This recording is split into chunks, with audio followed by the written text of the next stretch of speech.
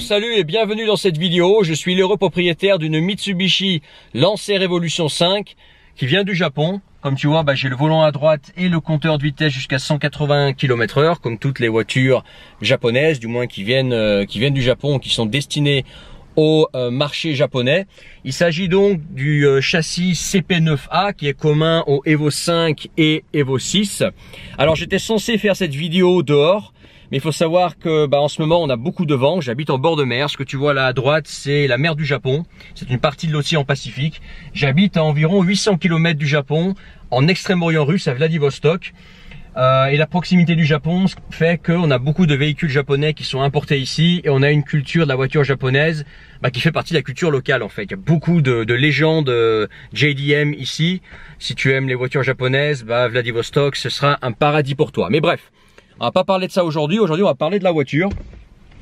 Donc je te disais Mitsubishi Lancer Evolution 5. Je vais te faire passer des images de la voiture quand même, malgré le vent. Je vais parler dans la voiture, mais tu vas voir des images de la voiture à l'écran qui te permettront de voir de quoi on parle.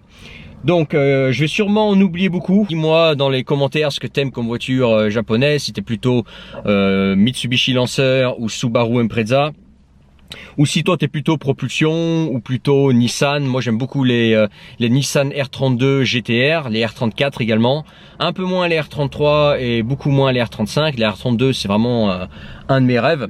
Les Supra j'aime bien également, mais moi mon truc c'est plus les 4 motrices, mine de rien, tu vois. Bref, donc j'ai probablement en oublié, donc laisse-moi des commentaires en bas, demande-moi ce que tu voulais savoir sur cette bagnole et je te répondrai dans les commentaires, parce que il y a tellement de trucs à dire que je vais en zapper au moins la moitié. J'en suis sûr. Donc, je sais pas par où commencer. Bon, donc là, on est à l'intérieur. On est à l'intérieur de la bagnole. Ce que j'aime bien avec cette bagnole, c'est que ça fait très années 90, parce que c'est une voiture des années 90. Hein. C'est encore, tu sais, la petite voiture compacte, tu vois, assez compacte, légère, des années 90. Les Evo d'après, des années 2000, et après t'as les Evo 10, c'est encore carrément, c'est même plus vraiment une Evo. C'est beaucoup plus cossu, embourgeoisé, plus lourd, etc. Là, tu es encore dans une petite Evo légère. Un petit monstre turbo compressé, 4 roues motrices. Donc pour ceux qui ne savent pas, c'est un véhicule 4 roues motrices. Un 2 litres turbo, 16 soupapes d'origine, ça fait 280 chevaux. La mienne n'est plus d'origine, je développe 330 chevaux au moment où je te parle. Je pourrais mettre plus. Alors au niveau du moteur, qu'est-ce qu'on a? Donc le moteur là-dedans, il n'est plus d'origine, c'est un moteur de Evo 7. Donc c'est toujours un 4G63T, mais d'Evo 7, qui vient d'Evo 7. Pareil, je t'aurais bien montré tout ce qui est dans le capot, mais là avec le vent, etc., c'est vraiment chiant. Bref, je vais te le faire comme ça. Donc un 4G63T de Evo 7 qui a été refait il y a 1 an et demi avec des pistons et bielles forgées Manley. Sachant que le bloc est en fonte, tu te doutes bien que je peux encaisser de la pression si je veux. Donc si je veux lui mettre 400 bourrins ou plus, je peux dans ce véhicule, mais pour le moment c'est pas du tout mon objectif. Au niveau du moteur, rapidement, qu'est-ce qu'il y a? Donc au niveau du moteur, il y a également la carto qui a été modifiée, l'admission qui a été déplacée et beaucoup plus large que d'origine. Au niveau de la tubulure, radiateur en aluminium beaucoup plus large que d'origine. Échangeur Geredi. Également, je vais sûrement oublier la moitié, mais c'est pas grave. Au niveau de l'allumage, on n'est plus d'origine non plus. Je sais plus trop la marque, mais c'est plus du Mitsubishi qui est là-bas. Au niveau de l'embrayage, on a un embrayage de Evo 9 MR, donc qui est un peu renforcé par rapport à la version GSR. Au niveau de la boîte, alors il faut savoir que ça c'est une Evo 5 GSR à l'origine, mais qui a été beaucoup de modifications qui ont été apportées au véhicule ont été inspirées ou ont été pris d'une Evo 6 RS. Voilà. Donc qu'est-ce qui a été fait? La clim a été supprimée, complètement supprimée comme dans les Evo 6 RS, et je trouve que c'est une bonne chose, parce que t'as pas besoin de la clim pour les voitures de performance comme ça. Tu ouvres la fenêtre, ça va largement bien. Au niveau de la boîte, on a une boîte 6 à l'origine qui est une boîte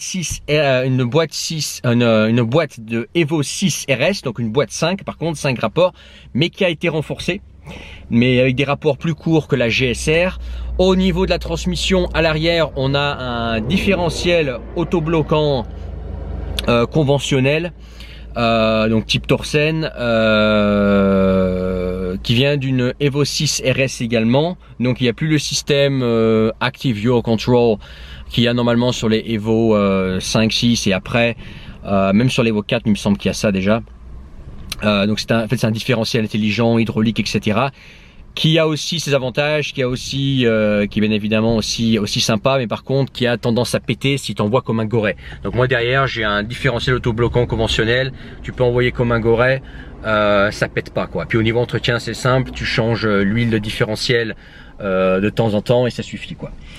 Au niveau des trains, on a 4 barres anti-rapprochement, 2 devant, 2 derrière, donc 2 sous la bagnole, 2, une dans le coffre, une sous le capot. C'est du Cusco. Au niveau des suspensions, alors j'ai acheté la voiture avec des suspensions Kayaba New SR, donc ce sont des suspensions JDM, des suspensions destinées au marché japonais, des suspensions sportives. Ça correspond à ce que vous avez en France, à des Koni jaunes ou à du Bilstein B6 quoi en gros. Mais ils étaient un petit peu des pompes à vélo, ils étaient un peu usés, donc j'ai changé. Pendant un moment, je voulais prendre des combinés filetés, mais comme j'habite en Russie et que les routes parfois sont défoncées ici, les combinés filetés, c'est bien ce circuit, mais pour les routes où des fois, voilà, t'as beaucoup de trous, etc.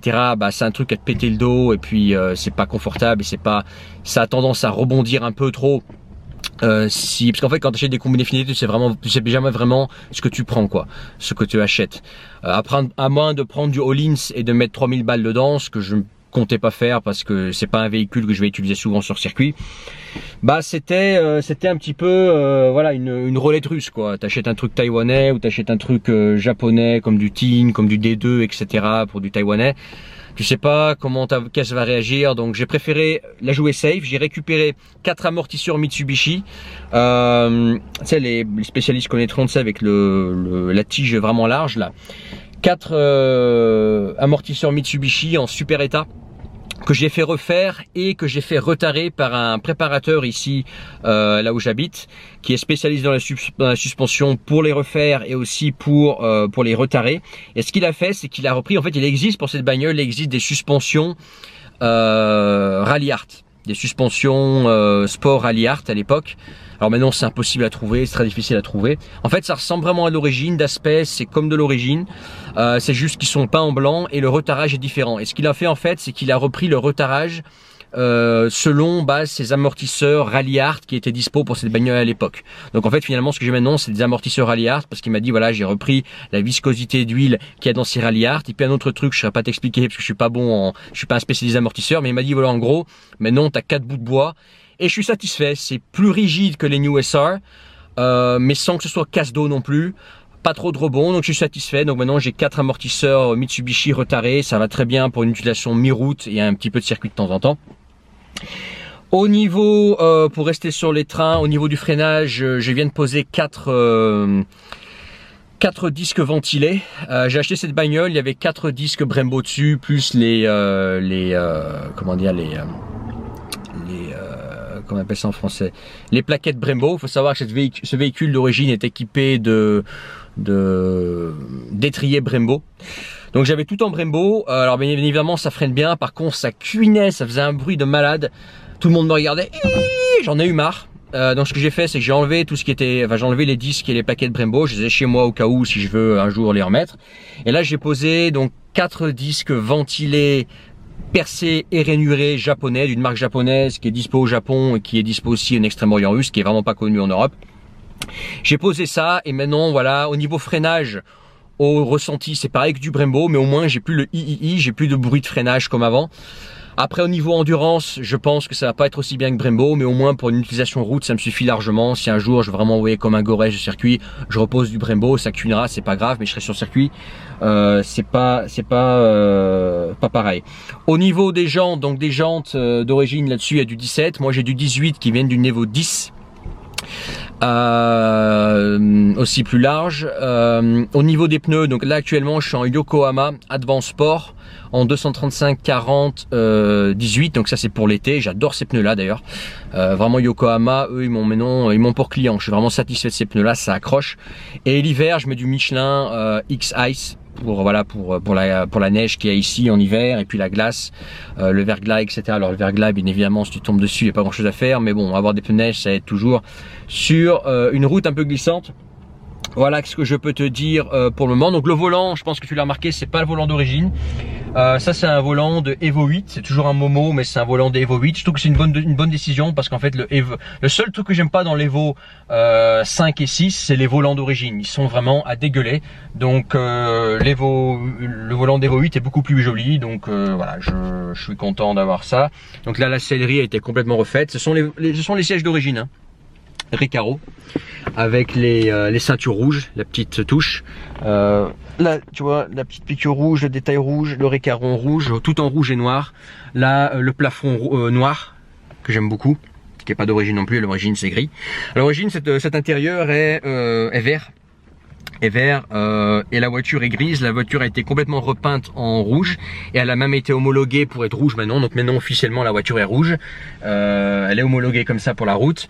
Et puis voilà, l'intérieur noir et rouge que j'aime beaucoup. Donc collecteur Tomei j'ai également au niveau du moteur, un collecteur Tomei en inox très joli. La ligne, c'est une ligne en 76 inox RSR, du turbo jusqu'à la fin, avec derrière le pot RSR. Donc pareil, c'est du Jap. Mais en tout cas, voilà, je tenais à te présenter cette voiture. C'était voilà, pour moi une des 10 meilleures voitures à avoir. Alors c'est pas une voiture pour frimeur. Ceux qui aiment bien, voilà, les voitures de luxe, etc. C'est pas du tout. Moi, ça c'est un véhicule budget. C'est un véhicule vraiment pour les sportifs. Pour ceux qui aiment le volant, tu vois, ceux qui aiment l'efficacité. C'est pas une Mercedes, c'est pas une BMW, c'est pas une Ferrari, c'est pas une Porsche. C'est pas une voiture de luxe. C'est une voiture qui est faite pour envoyer comme un goret et pour déposer des Porsche, des BM, des Audi, des AMG sur des petites routes de campagne, donc type rallye, ou sur des cols avec ça. Alors bien évidemment, en ligne droite, en pointe, tu vas trouver des véhicules plus puissants qui vont avoir plus d'allonge. Par contre, sur une petite route de campagne ou sur des cols, avec ça, par exemple une BM M4 ou une AMG, tu lui mets la misère. Là, je peux te dire, au niveau efficacité, c'est léger, ça a 4 roues motrices, le rapport poids-puissance est bon, et puis c'est bien équilibré. C'est vachement bien équilibré. Donc, c'est vraiment une voiture de passionnés, de puristes, de ceux qui aiment le volant, de ceux qui aiment sentir les transferts de masse, de ceux qui aiment le pilotage finalement, tu vois, de puristes. Qui est acheté par les gens qui savent pourquoi ils achètent ça, quoi. Tu vois, c'est pas un truc que tu achètes pour frimer, c'est un truc vraiment pour par envie de sensation de conduite, de sensation de bruit. C'est très mal isolé, tu entends tous les bruits de tout, bruit de turbo, t'as des claquements de temps en temps, etc. C'est vraiment la voiture de rallye pour la route. En fait, c'est pratiquement une voiture de rallye, hein.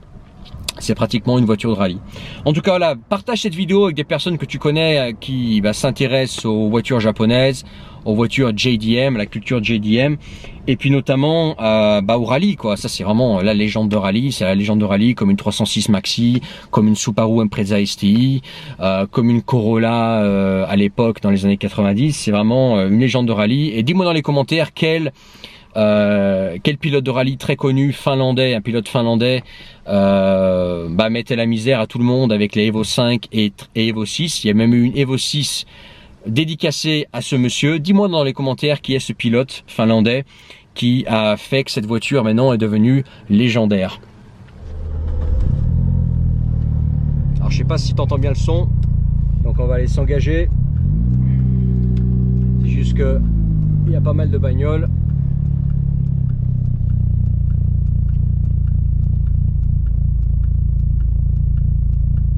Alors ce qui se passe souvent, c'est que il y a des personnes qui aiment les bagnoles et qui, quand ils me voient, en fait, ils se mettent à rouler doucement pour regarder la voiture. Le truc, c'est qu'entre temps, moi j'attends que le mec il passe parce qu'il roule tout doucement pour mater la bagnole.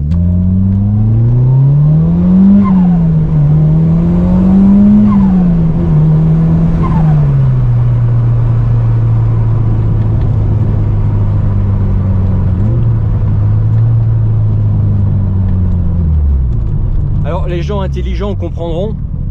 On roule tranquille, je vais rouler tranquille, hein, on est bien d'accord. On est sur la route, on n'est pas sur circuit, donc on roule tranquille, hein.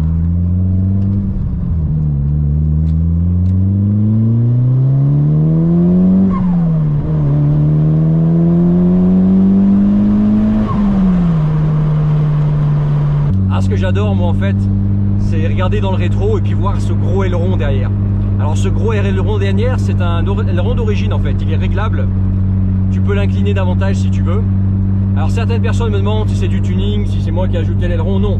En fait la Lancer Evolution 5, elle est sortie avec cet aileron là. Et même l'Evolution 6 a un aileron comme ça, un gros aileron derrière, qui est un petit peu différent mais qui y ressemble.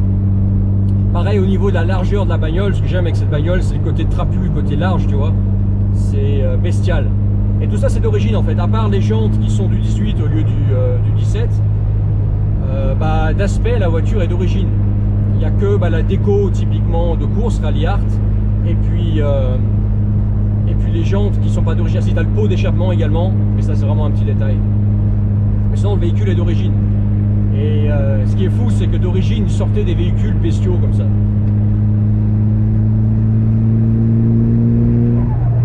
T'entends la turbine qui charge, j'adore. À mi-régime, c'est super, c'est jouissif comme bruit, quoi. Je suis sur une route pour automobile, ce qu'on appellerait en France une route pour automobile, donc une 2 voies assez rapide.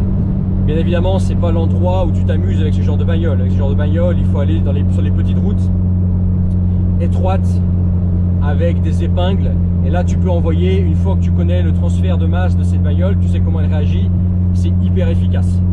Et en fait c'est ça, si par exemple tu te retrouves en défaut avec une Lancer Evolution, tu mets les gaz, tu mets un quart de volant, tu balances le bas du truc, et ensuite tu contrôles tout au gaz, c'est vraiment, vraiment sympa. Encore plus que le look, que le bruit de cette bagnole, ce que j'aime c'est l'efficacité, c'est hyper bien balancé, c'est hyper bien conçu, et c'est étonnamment facile à mener. Alors peut-être que c'est un petit peu différent parce que moi en fait j'ai un différentiel arrière autobloquant de 6 RS, peut-être qu'avec le Active Yaw Control, donc le différentiel d'origine, la hydraulique, c'est un peu différent. Et moi je trouve que ce véhicule efficace, c'est notamment facile pour te sortir des situations compliquées. Et ta voiture en fait, tu peux la placer en lâchant les gaz, soit tu te mets sur les freins et ta voiture elle part de l'arrière, soit tu lâches les gaz, elle part, tu remets les gaz, elle reprend, elle part, elle reprend, elle repart, et comme ça au gaz tu contrôles tout. C'est super facile à contrôler, je trouve. Dis-moi dans les commentaires ce que tu en penses du bruit, etc., de l'ambiance. J'aime bien l'ambiance de l'intérieur. Ça fait 13 années 90, parce que c'est une voiture des années 90, 13 années 90, petite bagnole, encore légère. Les Lancer Evolution 7, 8, 9, alors c'est des bonnes bagnoles, mais c'est plus lourd, c'est plus cossu, c'est plus embourgeoisé. Alors que ça, c'est encore la petite bagnole japonaise, 4 roues motrices, le petit monstre japonais, 4 roues motrices turbo là, des spéciales de rallye, c'est vraiment...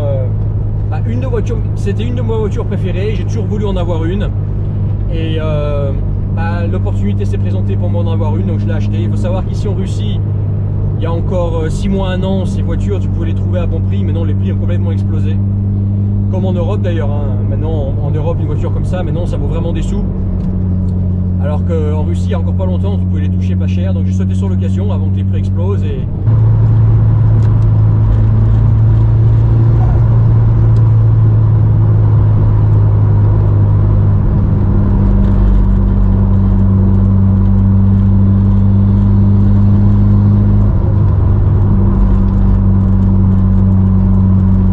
de bagnole, c'est un investissement. Une Lancer Evolution 5, regarde sur le bon coin combien coûte une Lancer Evolution 5 au 6.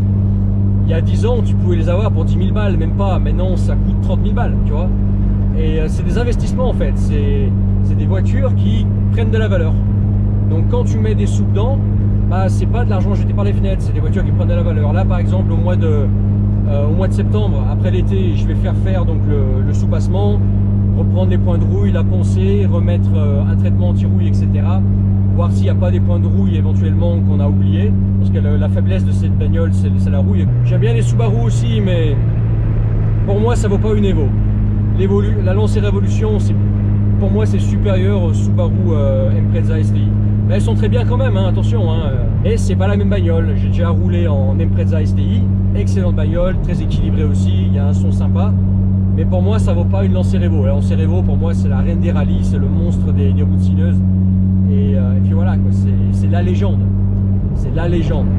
la légende Tommy Mäkinen, Tommy Mäkinen que les passionnés connaissent, la lancée Révolution 6 et 5. Il faut savoir que Mäkinen il a roulé avec la 5 et avec la 6, alors que la 5 et la 6, il faut savoir que c'est des véhicules très proches, c'est le même châssis, le châssis CP9A. L'évolution 6 en fait c'est une évolution 5 un peu améliorée. Voilà. Après si tu prends des pièces au niveau des trains, au niveau de la transmission de l'Evo 6, avec une Evo 5, tu peux te rapprocher, voire en faire une Evo 6 si tu veux.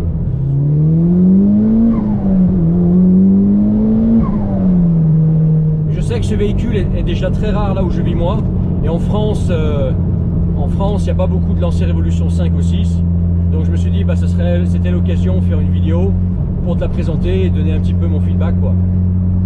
Alors l'idéal bien évidemment pour présenter ce véhicule c'est sur circuit.